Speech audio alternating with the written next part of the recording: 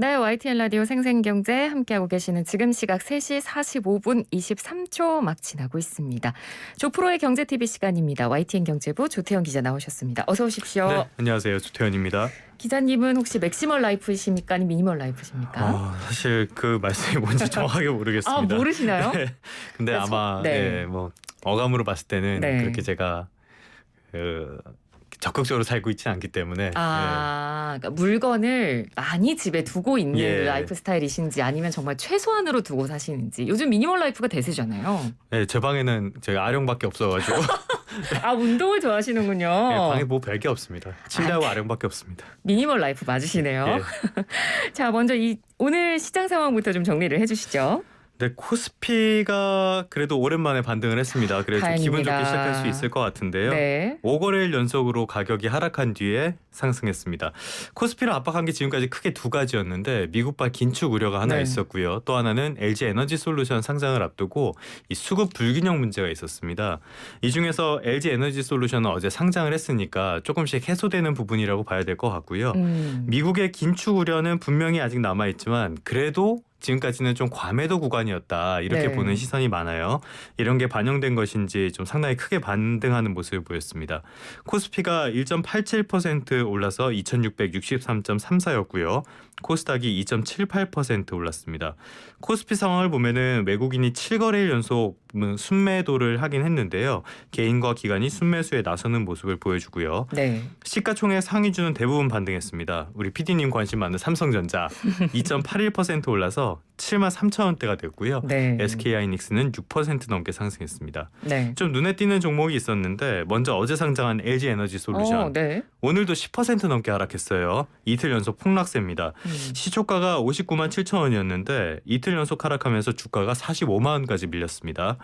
LG 에너지 솔루션의 경쟁사라고 할 수 있는 삼성 SDI가 또 연일 하락하는 모습인데 4분기 실적이 예상을 밑돈 게 영향을 좀 미친 걸로 보이고요. 증권사들도 일제히 목표 주가를 좀 하향하는 보고서를 내놨습니다. 네. 마지막으로 진단키트주가 있는데요. 오미크론 변이 바이러스 빠르게 확산하고 있죠. 여기에 정부가 자가 검사 키트 활용을 늘리기로 하면서 SD 바이오센서 같은 진단키트주가 일제히 상승하는 모습을 보였습니다. 네, 알겠습니다. 시장 상황 먼저 정리해봤습니다. 자, 이제 다음 소식인데요. 지난해 산업활동이 많이 개선된 것으로 나타났다는 통계청의 발표가 있었네요. 네, 맞습니다. 통계청에서 내놓은 자료인데요. 지난해 모든 산업 생산 지수가 1년 전보다 4.8% 늘었습니다. 2010년에 6.5%를 기록한 적이 있는데 그 이후 11년 만에 최대폭으로 증가한 거고요. 소비 동향을 보여주는 게 소매 판매액 지수가 있습니다. 네. 이것도 5.5% 늘었어요. 이건 역시 2010년 이후 11년 만에 가장 많이 늘었습니다. 설비 투자도 9% 늘었으니까요. 연간 기준으로 봤을 때 생산과 소비, 투자 요 세 가지가 다 상승하는 모습을 보였습니다. 이게 2017년 이후 4년 만인데요. 네. 그러니까 전반적인 경제 상황이 어찌됐건 좋아지고 있다. 이런 거를 보여주는 지표라고 할 수 있겠습니다. 네. 이렇게 경제 상황이 좋아진 배경이 있을까요? 자, 제가 앞서서 2010년 이후 최고라는 말을 2번 드렸는데요. 네. 2008년에 무슨 일이 있었는지 기억하시죠? IMF가 있었죠. 글로벌 금융위기입니다. 글로벌 금융위기가 있었죠. 네, 네, 연식이 좀 IMF가 보이는 아니라. 말씀인데 죄송합니다. 네. 글로벌 금융위기. 그 리먼 브라더스 사태가 파산이라든지 있었죠. 이런 문제가 있으면서 네. 2009년에 국내 경제가 굉장히 안 좋았습니다. 그렇습니다. 그래서 2010년에 그 기저효과가 있었거든요. 네, 이번에도 좀 마찬가지라고 봐야 될 것 같습니다. 2020년에 코로나19 사태가 터지면서 굉장히 좀 경제가 안 좋았는데 네. 이런 기저효과가 크게 작용했던 것으로 볼 수 있겠고요. 근데 이것만이 전부는 아닙니다. 정부의 설명을 좀 보면은요. 생산을 보면 제조업 생산이 7.2% 늘어나면서 전체 성장세를 이끌었고 네. 서비스업 그 생산도 반등하는 모습을 보였습니다. 이 코로나 사태 이전인 2019년과 비교해도 전체 생산이 한 3.6% 정도 늘었어요. 네. 그러니까 기저효과도 있었지만 그게 전부는 아니고 회복세가 강했던 것도 사실이다 이렇게 설명을 했고요. 네. 홍남기 부총리 또 페이스북에 글을 올렸습니다. 예. 이 누가 페이스북을 가져줬는지 모르겠는데 이 건설 투자는 감소했는데 제외한 대부분 지표가 건조한 성장세를 보였다. 그러니까 위기에 강한 한국 경제를 다시 한번 입증했다고 강조하기도 했습니다. 네, 알겠습니다.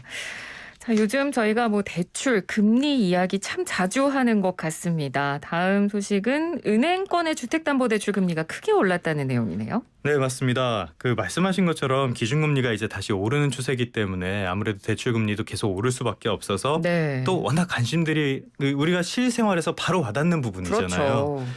그런데 이제 한국은행이 매달 금융기관의 가중평균 금리를 조사해서 발표하고 있습니다. 오늘은 지난해 12월 자료가 나왔는데요. 예금은행의 신규 취급의 기준 주택담보대출 금리가 연 3.63%로 집계가 됐습니다. 네. 한 달 만에 0.12%포인트 또 크게 올랐어요. 이 금리는 2014년 5월 이후 7년 7개월 만에 가장 높은 수준입니다.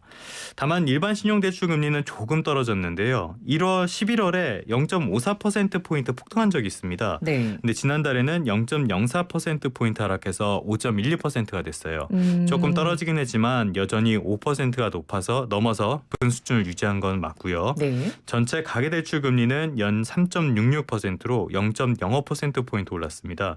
이게 2018년 8월 이후의 최고치입니다. 그렇군요. 뭐 아까도 말씀해 주셨지만 기준금리가 오르니까 당연히 대출금리도 오르겠습니다만 기준금리 인상 말고도 또 대출금리가 이번에 이렇게 오르게 된 배경이 또 있을까요?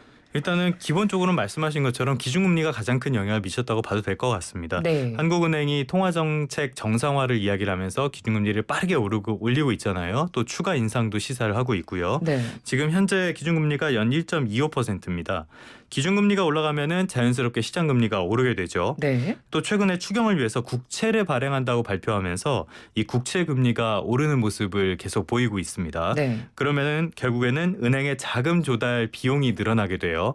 실제로 코픽스가 상당히 빠르게 오르고 있거든요. 이게 자금 조달 비용 지수를 말하는 겁니다. 네. 그리고 은행채 금리까지 오르고 있어요. 그러니까 대출의 기본이 되는 지표 금리들이 다 빠르게 오르고 있다. 이렇게 볼 수 있겠습니다. 네. 당연히 대출 금리가 오르게 되겠죠. 네. 다만 신용대출이 하락한 배경을 보면요. 사전에 승인했던 저금리 대출 취급이 늘어난 게 하락에 좀 영향을 미쳤다고 합니다. 네. 전망도 그렇게 썩 좋다고 볼 수는 없는 게요. 말씀드린 대로 기준금리가 계속 올라가는 추세이기 때문인데요. 지표 시장금리가 계속 상승세를 보이고 있고요. 이것도 같은 이유입니다. 따라서 대출금리가 앞으로도 더 계속 오를 수밖에 없다. 이렇게 봐도 될 것 같습니다. 네. 다만 예금은행의 예금금리도 오르면서 대출금리와 예금금리 차이를 말하는 예대마진이 1.55%포인트로 조금 낮아졌습니다. 이게 사실 기준금리를 올린 뒤에 대출금리는 굉장히 빠르게 오르는데 예금금리는 좀 더디게 오르면서 그렇죠. 예대마진이 빠르게 벌어진 적이 있었잖아요. 네네. 이런 부분은 약간이나마 좀 개선이 된 것으로 보이고요. 그래서 다만 잔액 기준으로는 조금 더 늘어나서 2.21%포인트로 벌어지는 모습을 보였습니다. 네, 알겠습니다. 대출금리 이야기까지 저희가 나눠봤고요. 마지막으로 오늘 조프로의 경제TV는 어떤 건가요? 자, 지금 금리 말씀을 드렸는데요. 이 한국은행이 기준금리를 올리는 거는 아무래도 시중에 유동성이 너무 많다 보니까 금융 불균형도 생기고 거기다가 물가도 빠르게 오른다 이런 문제점들을 보기 때문에 기준금리를 올리는 거거든요. 네. 근데 반대로 정부는 돈을 풀고 있어요. 추가 경정 예산안 같은 게 전형적인 돈을 푸는 정책이잖아요. 네. 정책 엇박자라고 볼 수밖에 없는 상황인데요. 이렇게 정책이 엇박자가 나면은 목표 달성이 쉽지는 않겠죠. 물가를 잡고 대출을 관리하겠다는 정책 목표. 그렇기 때문에 좀 드리고 싶은 말씀은 이렇게 엇박자 나다가는 서민만 잡을라. 이렇게 말씀을 드리겠습니다. 네, 알겠습니다. 오늘 말씀 잘 들었습니다. 고맙습니다. 네, 감사합니다. 네, 지금까지 조태현 YTN 경제부 기자였습니다.